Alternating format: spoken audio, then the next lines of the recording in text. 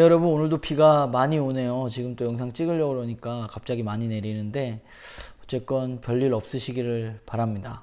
예, 우리 어제 읽었던 말씀 먼저 나누겠습니다. 어제는 우리 이사야 18장 말씀 읽었는데요. 18장은 구스에 대한 메시지입니다.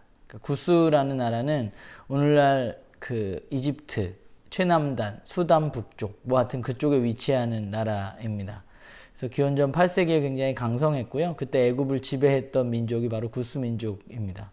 어제 본문은 사실 배경을 조금 알아야 될 것 같아요. 어제 얘기했지만 이사야 당시에 구스는 남유다에 사절단을 보냈습니다. 사절단을 보낸 이유는 자신들과 동맹을 맺어서 아수르에 대항하자는 것이었습니다. 그런데 이런 상황 속에서 이사야는 그 사절단에게 너희들 가라 라고 외칩니다. 떠나라는 겁니다. 우리는 사절단을 받기 싫다는 거죠. 그러니까 이사야를 우리가 읽다 보면 지속적으로 유다가 아수르에 대해서 굉장히 위협을 느끼고 있고 그 위협 가운데 유다가 어떤 정치적인 선택을 할 것이냐에 대해서 굉장히 많은 이야기들이 오고 가고 있습니다.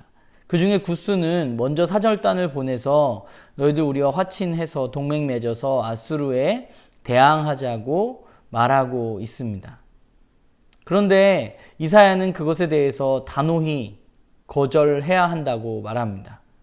이사야가 그렇게 단호히 거절하는 이유는 지금 사실 이 정세를 정치적으로 풀 문제가 아니라고 이사야는 생각하기 때문이죠. 그리고 그것이 성경이 우리에게 이야기해주고 있는 바입니다. 성경은 우리에게 끊임없이 어떤 우리의 눈에 보이는 더 좋은 선택을 해서 우리의 문제들을 해결하는 것이 아니라 오직 하나님만 바라보라고 지속적으로 끊임없이 이야기합니다. 어제 본문을 보면 하나님은 어떤 분인가요? 하나님은 우리의 삶을 조용히 감찰하시는 분이십니다.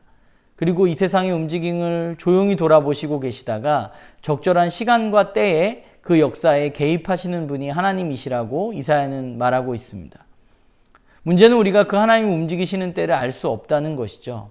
하나님의 시간은 우리의 시간과 다르고 하나님의 방법은 우리의 방법과 다를 수 있습니다. 그렇기 때문에 우리와 다르기 때문에 그분의 시간이 없는 것이 아니라 그분의 일하심이 없는 것이 아니라 그분은 언제나 일하고 계시고 언제나 우리를 감찰하고 계시고 돌보고 계시고 바라보고 계시다는 사실을 우리는 잊지 말아야 하는 것이죠. 왜냐하면 하나님이 일하기 시작하실 때 그때 자신의 힘을 자랑하던 모든 나라들 하나님 앞에 멸망하고 하나님께 굴복하고 하나님께 예물을 가져올 것이기 때문입니다. 이 사실을 우리가 끊임없이 기억했으면 좋겠어요. 쉽지 않지만 하나님이 여전히 우리를 돌보고 계시고 감찰하고 계시다는 사실. 그래서 우리가 갈등하기도 하고 어제 그 찬양이 좀 생각나는데 우리가 갈등하지만 언제나 우리의 선택은 하나님이었으면 좋겠습니다. 바라기는 오늘 하루의 삶 가운데 저와 여러분이 또 여러 가지 것들로 갈등할 수 있는데 그 가운데 우리가 우리를 돌보고 계시는 우리를 바라보고 계시는 그 하나님을 선택하는 하루가 되기를 간절히 소망합니다. 예, 오늘 말씀은 이사야 19장 1절부터 15절까지의 말씀이고요. 애굽에 대한 심판 메시지가 기록되어져 있습니다. 애굽은 우리가 너무 잘 아는 것처럼 이집트고 또 전통적인 강국입니다. 4대 문명의 발상지이기도 하고요.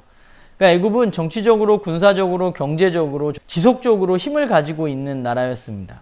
그런데 그 애굽에 대해서 하나님은 심판의 메시지를 선포하십니다. 오늘 본문을 보면서 우리가 좀 생각해 볼 것은 하나님이 애굽을 심판하시는 내용이 무엇인지 좀 살펴보았으면 좋겠어요. 왜냐하면 그것이 그들이 의지하고 살았던 것들이기 때문입니다.